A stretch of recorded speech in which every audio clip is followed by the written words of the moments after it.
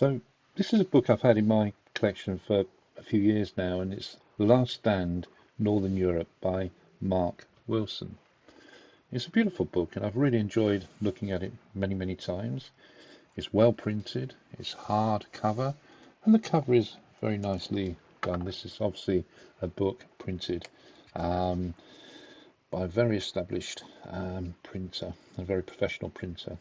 We open up to a plain page, and then we go to the title page, which has got a beautiful font.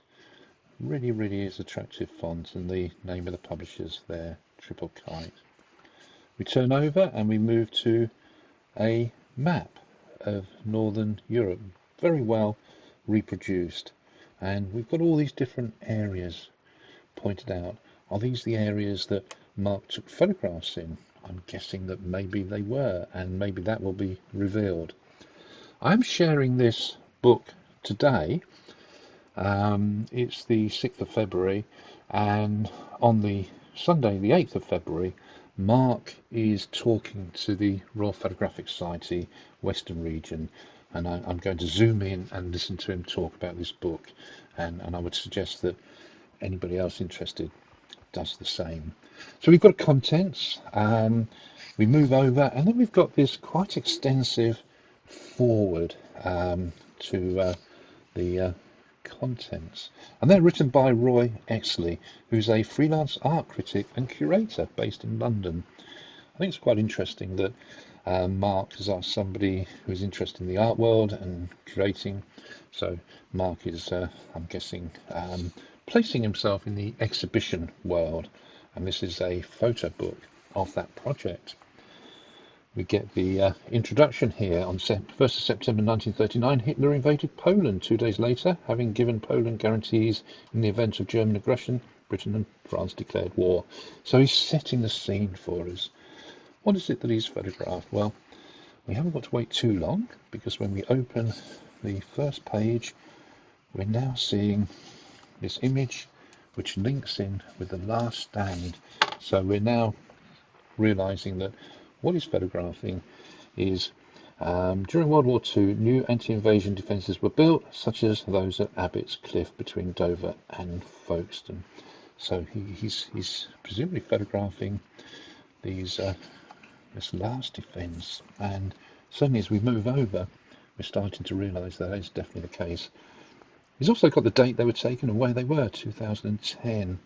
And I think the date is really important, because as we go through the book, we'll see different years and how long it took to Marc to create this project. A white page there, just to slow us down. We've got the page number. I'm not so sure whether that needs to be there, but it's not a major issue. The page numbers are quite discreet. It's a fairly thin font. They're just there. So when you open up these pages, the image being on the right is the first image you see, and there's a beautiful aesthetic to the image. The mist. He's going out in all weathers here, and he's capturing different weather fronts, which adds to the experience of looking at this book. And you don't need to read the words if you don't wish, but I think most people would be interested to know more about that, and the words are there to help them understand what Marc is photographing and why. And so it carries on, different season. And if we look here, Marc's using camera craft, a slow shutter speed, to change how the water looks. And I think that's really important, because Marc's putting his stamp on how he feels about this landscape. And this is something that great landscape photographers do. John Blakemore photographed a lot of landscapes, but he didn't see himself as a landscape photographer. What he wanted to capture was the emotion of the landscape, the energy of the landscape, and he found ways of doing it, and here Marc is doing similar. You get a feeling that on the day he was there, the water was quite gentle.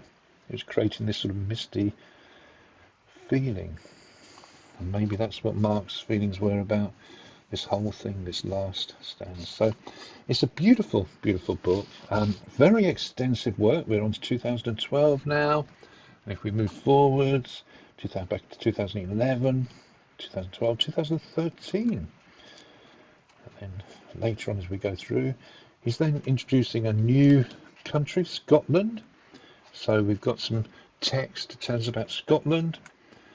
We move on to images there. And it's obviously going backwards and forwards because we've got the same year. I mean, this tank trap image is just amazing, beautifully captured. Water again. So if you can get there on Sunday, I thoroughly recommend it. It's a real experience listening to the photographer, the Atlantic Wall there. So it's such a beautiful 2014, so we've gone into another year now. So when does the project end? Well, that's really down to the photographer to decide, isn't it? Did he end up photographing all of them? Did he just get to a point where he filled his desire to photograph them and wanted to move on to another project? Who knows? These cracks, yeah. I photographed a lot of these along the Yorkshire coast, along the east coast, Yorkshire coast.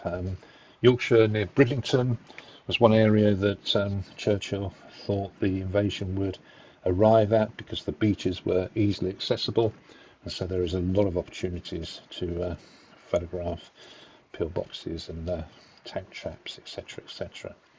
So a really stunning project, and I'm looking forward to hearing from Mark. Hope you join us.